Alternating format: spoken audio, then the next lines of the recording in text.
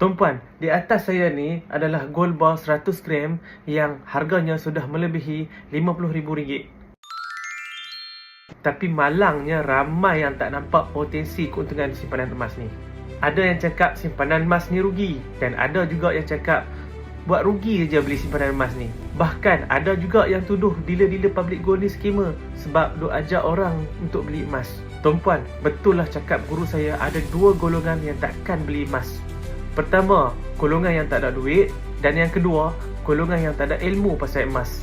Mereka akan rasa simpanan emas ni rugi. Sedangkan ramai saja orang yang tahap kewangannya bertambah asbab daripada simpanan emas. Tapi mereka yang tak ada ilmu, mereka akan cakap simpanan 100 gram ni rugi. Mereka tak tahu bila kita alihkan RM50,000 ke dalam bentuk emas, kita sudah selamatkan nilai kekayaan kita itu daripada makan inflasi, dengan aset yang lebih terjamin nilainya, iaitu emas. Bayangkan tiba-tiba kita nak pakai duit, kita boleh jual ataupun pajak saja bulan dan boleh dapatkan tunai.